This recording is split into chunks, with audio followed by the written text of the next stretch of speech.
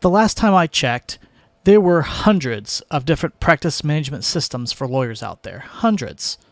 Some were focused on larger firms, some on solos and small firms, and others between. It was overwhelming for me at the time when I looked at this, and this was several years ago, and I can only imagine that there are even more practice management systems out there now as the practice of law has become even more specialized. You are a busy lawyer.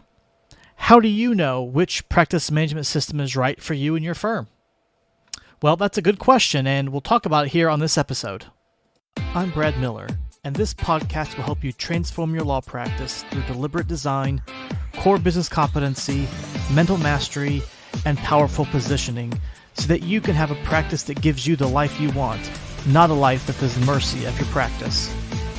If you want to stop struggling, spend more time with your family, live a life of abundance, and make a difference in the lives of your clients, then this podcast is for you. Welcome to the New Modern Lawyer Podcast.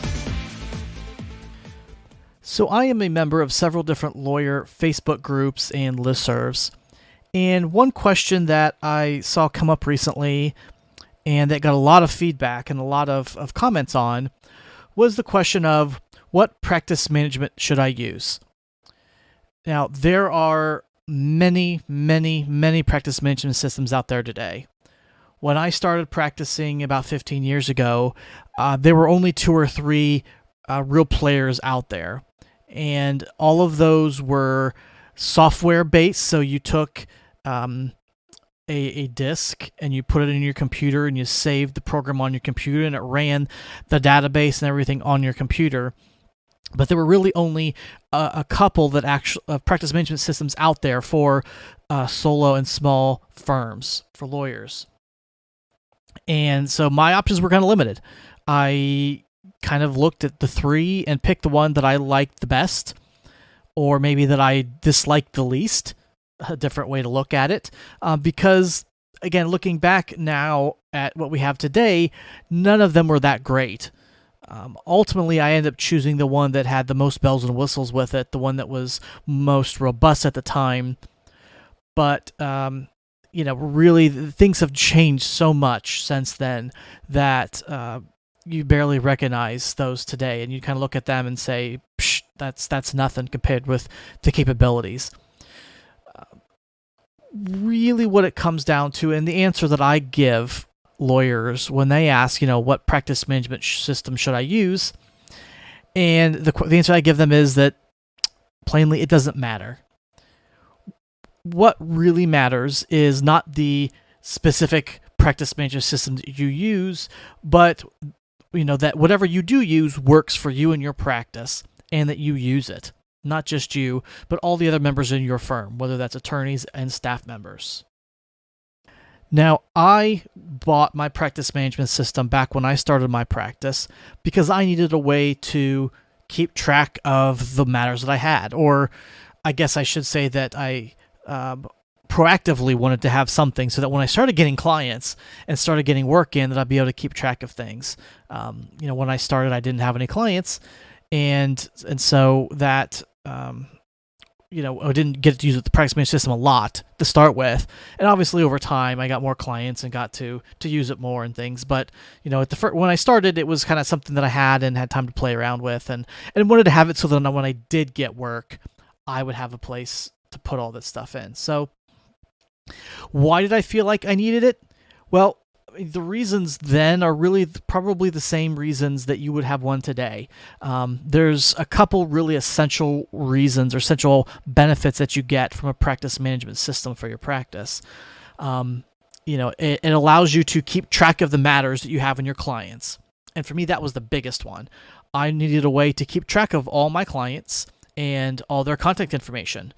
Now, yes, you can put some of this and keep track of it in your email system if you use Outlook or if you use Gmail or whatever. You can kind of keep track of that in there. But, I wanted some place that was devoted to my law practice, and I didn't really want to be working from my email all throughout the day. And so having a practice management system, a dedicated system, a place for my clients and my matters was a good way to keep track of it.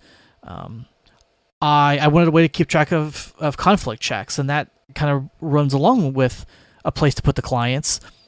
I wanted to be able to type in the name of a potential client and see if I had another client that would, that the work that I was going to be doing would conflict with them. And again, when I started, it really wasn't a problem. Again, when you only have 2 or 3 clients, you don't really have many opportunities for conflicts. And quite honestly, throughout my practice, I really haven't run into too many conflict situations. Generally, I didn't have enough bulk. I didn't have enough quantity coming in of clients that it ever really ran into an issue.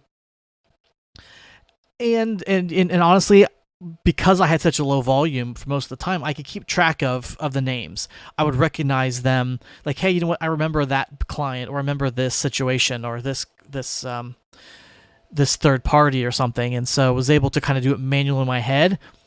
But I knew that at some point that's going to fail, and I didn't really want to rely on my memory for keeping a conflict check, because conflicts can run you into ethical problems. If you take on a client and you have a conflict, that can really kill you. You may have to stop working for the client. You may have to return money that you've already received from the client. You have to tell the client, hey, I can't work with you. There could be ethical issues that pop up, and things, reporting issues, and depend on where in the matter it popped up, you discovered that this was a problem.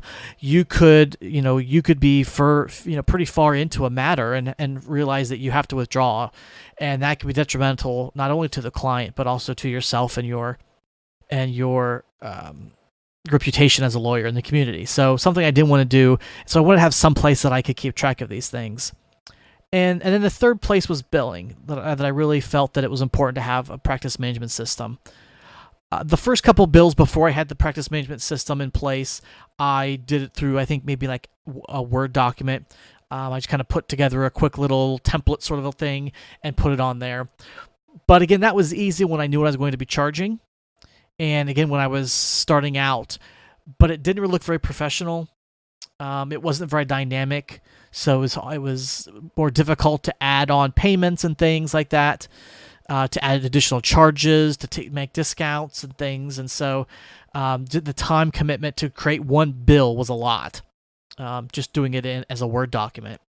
So those were really the 3 things that I really wanted to have in my practice management system when I started, and why I got one. And I think that if you're looking for a practice management system, those are really the first 3 things that you need to be thinking about. And reason why I think that every lawyer, whether you're a solo or you have a firm, that you really had to have some sort of a practice management system for those 3 things: for keeping track of your matters and clients, for running conflict checks, and then being able to do billing. Now, obviously, there are a lot of other reasons why, or benefits to, using a practice management system besides those 3. Things that make your practice more efficient, that allow you to be more productive. And different practice management systems have different components of these, and they set up different ways. They have different workflows. Some focus and emphasize certain of these benefits over the others. But these are kind of the things that make the difference, and you kind of figure out what is really necessary for your practice. So things like calendaring systems. You may use Outlook, or again, if you use Google for their calendaring, and you may be able to keep track of all that stuff. And if you're a solo, that might work fine. But once you start getting other lawyers in your firm or other staff members, it can be helpful to have a shared calendaring system where everyone has access to things. And they'll be able to tie it to the actual matter, so you can see what you've been doing, where you've been going, hearings and things like that you might have for specific clients. Basic accounting can be helpful. A lot of practice management systems, again, to tie in with their billing system, have a basic accounting system where you can keep track of what you're charging clients. You can keep track of expenses, so case expenses. Maybe if you forwarded a filing fee on behalf of a client, you can track that fee and then the reimbursement for that. Also, IOLTA accounting. A lot of these have IOLTA accounting built in, and this is really handy because programs like QuickBooks and other financial accounting programs that you might use for your practice are great for keeping track of your own business, to keep track of your expenses, your revenues, things like that. But when it comes to IOLTA accounting, they're not really set up for that. IOLTA Trust Accounting is unique in that you have very specific requirements for recording that you have to follow.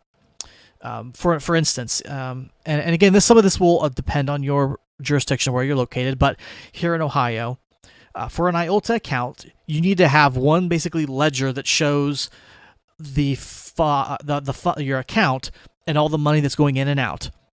So this is really just pretty much like any other bank account, sort of a transactional thing. You have to be able to show, here's the money, here's who it was, the client it was attached to or for, and then the actual reason the money came in or out. It came from it was a settlement check maybe that came in, and then a disbursement to the client for their share of the settlement, for perhaps, for an example. That's just one thing, and most accounting systems can take care of that, can handle that part. Where the problem lies, however, is in the second part, where you have to be able to have an individual ledger for each client.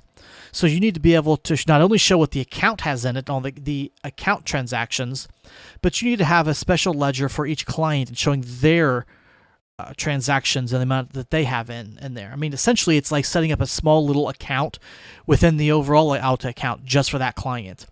So you need to be able to show, and again, this is one of the requirements here in Ohio. Yours may be similar, maybe has some differences, but we need to be able to show the client the balance at any time, and then the money's in and out for that client. So that if there's ever questions, we can track their money, because again, this is the client's money, not ours, and so we have to be able to show where the client's money is, where their property is at all times. And so again, most QuickBooks and all those kind of programs, they're not really set up for that. Many practice management systems, though, have accounting for IOLTA built in, so that it will track for you when you have money coming in that's going into trust, when you make disbursements. It will keep a balance actually for each client that you need to have, and so that's a really big benefit. That if you do a lot of work with IOLTAs, with trust money, that you might really want to look into, because it can really be beneficial to be able to track things for you, make sure that you stay ethically compliant in your jurisdiction. Some other benefits: timekeeping. If you're one of those lawyers or firms that do hourly billing, having a practice management system could be a great way, an easy way to track time that you're spending on activities on each individual client's matter. You can then hook that up to your the IOLTA accounting, to the billing processes that you have built into the system. The ability to receive payments is handy. I'm able to, with my practice management system, I send out a bill electronically to my clients, and they get a link where they can pay online. And they pay online, that hooked up, and then that goes through, it's synced to my practice management system, and so it shows, hey, this bill has been paid, or this is pending, and it keeps track of that for me. So that's really handy too. Without that, I'd have to rely on whatever merchant processor that I used, and would have to kind of look at 2 or 3 different screens, different sites perhaps, to kind of track payments coming in, and then I'd have to figure out a way to then take the payment that came in and apply it to the proper client, the proper matter that I was working on. So having it in the practice management system makes that very easy to do. Some practice management systems have built-in systems for client communications. Maybe they have a secure messaging system. A lot of practice management systems now have client portals built in, so that your clients can log in and access information that way as well. Oftentimes tied into that are maybe some practice or some task management capabilities, so that you can actually assign tasks to your clients. Or other staff members, yourself included. You can kind of keep track of your tasks through there. It all keeps track of that. Same thing, with a matter, you can kind of keep track of where in the process of the matter you may be. Typically you're going to know the overall process for a particular type of case, a type of matter, and so you can kind of plan that out, and you can keep track of where in the process you are, which is good, obviously, for you to make sure that you're not missing things, that you're taking care of everything that needs to be done. But it also can be helpful if a client has access to this, or at least to see where things are and what's been happening on their case. That's one less phone call or email that you're going to get asking about what's going on with their case.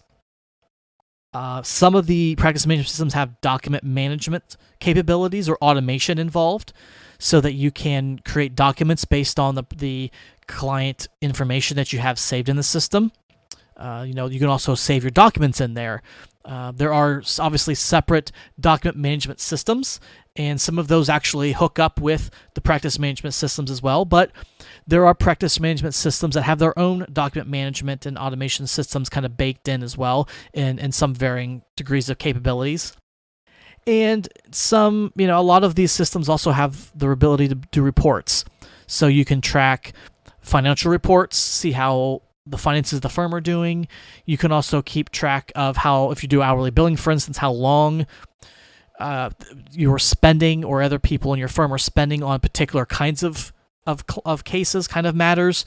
You can see how much money you're typically bringing in on a certain kind of matters, and those reports can be handy to kind of see how the firm is running, how staff are doing. If there are any issues, maybe you can kind of spot some of those in these reports that you can run with everything kind of tied all together that you'd have in there. But again, these practice management systems have different sets of these benefits. Some have more focuses than others, and so really it's kind of looking at what you need, and when it comes down to that choice, people, one of the questions I always get is, do I need a practice management system? And I like to say, yes, you really do have to have something. But sometimes they are already using something, a system. Or maybe maybe you are looking to implement your first system. Maybe you're going from a spreadsheet or something, you're looking for something more substantial, or you're wondering, do I need something more substantial? Maybe you're wondering if maybe the spreadsheet that you've got is good enough.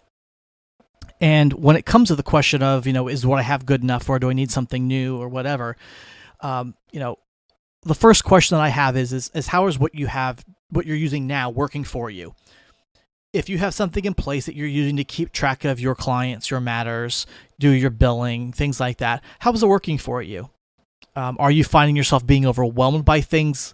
Are you spending so much time on these administrative tasks that's taking away from other work that you could be doing?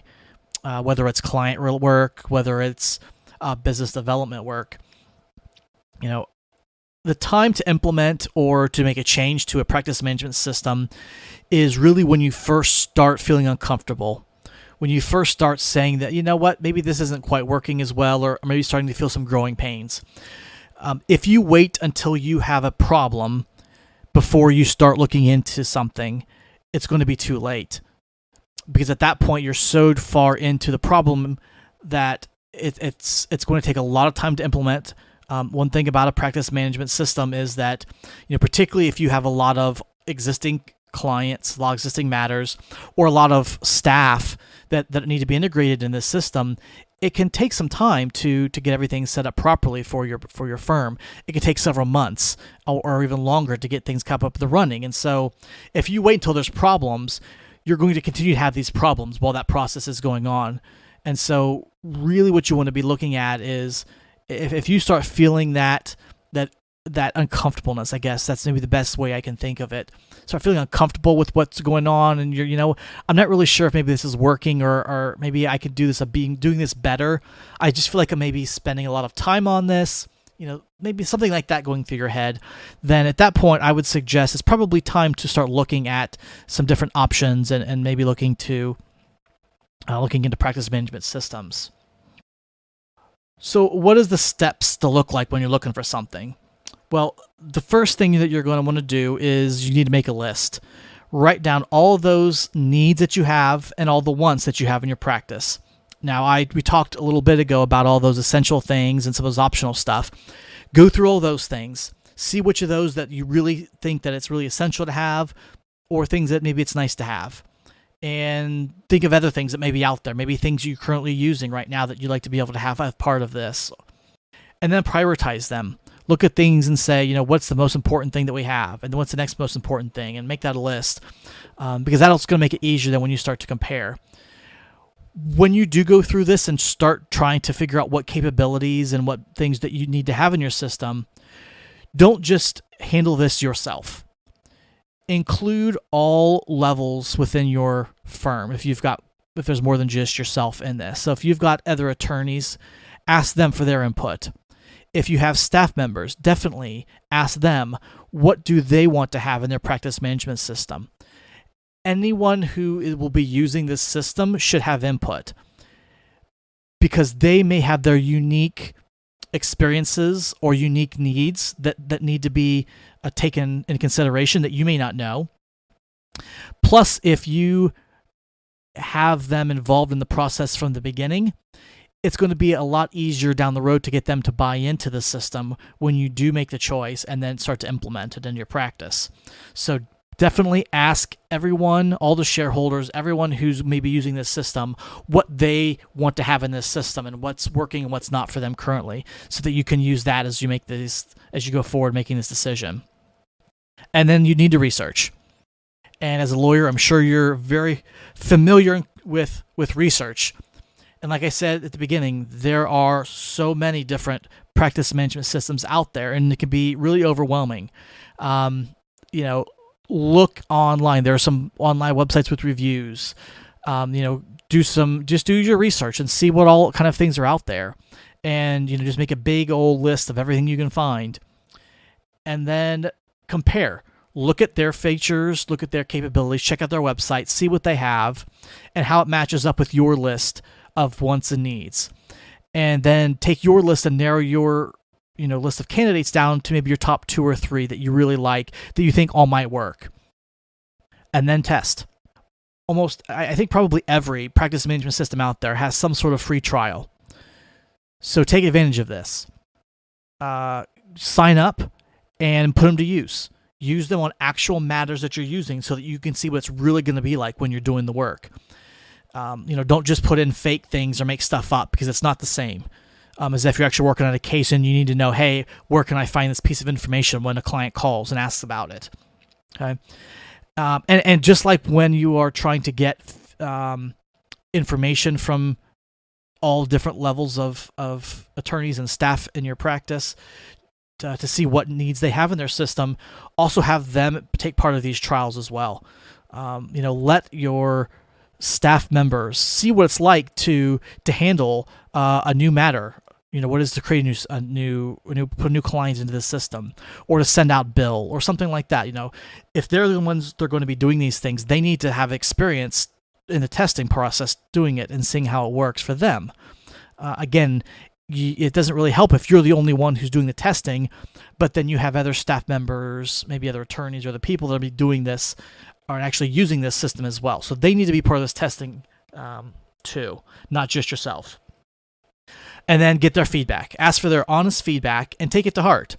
If your staff member says that this doesn't work for me in this system, the process does not work, it doesn't do what we need it to do, take that to heart. That's really good feedback, and that really needs to go into your decision-making process, because if you decide at the end of the day you're going to go with that system, then you know that you're going to have to make some changes. You're either going to have to do some sort of a workaround to adjust the system to what you need to do, or you're going to have to adjust your processes to meet the system. So realize that that's the case, and really think about, again, how you're using these systems as you're going through the trials. Because again, you were very. Let me say this another way. It is very unlikely that you're going to find a practice management system that exactly does every single thing that you want in the way that you guys like to do it. That's just probably not the Goldilocks practice management system just doesn't exist. So you need to realize that at some point, in this in the implementation, you're either going to have to figure out some workarounds in the practice management system that works with your processes and it's going to work with your firm's workflow, or realize that you're going to have to make some adjustments in your processes, in your internal firm processes, to match up with the system. And that's not a bad thing. Now, don't think, well, what's the use, or we're going to have to do a lot of things, make a lot of changes. I mean, that could actually be a very good thing, because the system might actually force you to make some changes, to do some things differently that will help you increase your productivity and your efficiency. So always kind of keep that in mind. Even if it doesn't line up to exactly what you do today, will the necessary changes actually make you better? Because that's really what you want this to do. You want your practice management system to make your practice better, more efficient, more productive. You want to be reduce your overheads, things like that. So, again, money is important, obviously, the costs and things like that when you're looking through these systems, but also efficiency and productivity. And when you're comparing prices, because I'm sure as a lawyer, price is always in the top of our head, always thinking about, I don't want to spend too much, or how much does these things cost. Don't just look at the price tag, but also consider, like I said, the efficiencies and the productivity increases that you're going to get, and how much is that going to save you. If I don't have to sit there and manually type up an invoice in Word that takes me 45 minutes, let's just say an hour to do, that, what else could I be during that time? If it takes me 5 minutes in a practice management system, or maybe even less, to set up and send out a bill, how much is that worth to me, as opposed to me having to sit there and manually type something up and spend an hour to do one for just one client? And so, make sure you're looking at that and considering that. Also think about some other additional features, besides these benefits that we've talked about. Things like something that's cloud-based. We've all gone through the pandemic, and so working remotely, working from home is a thing now. And so you want to make sure that you have capabilities, if, unless you've decided that for your practice, for your firm, that you need to be 100% on site and that you don't want anything in the cloud. You want to make sure that your practice management system, that you can use it remotely, that it's cloud-based, so you can access it wherever you're working for. Also consider the other software that you're using. If you are heavy users of Outlook, Microsoft Word, Microsoft Office, things like that, make sure that the practice management system that you use, integrates with that.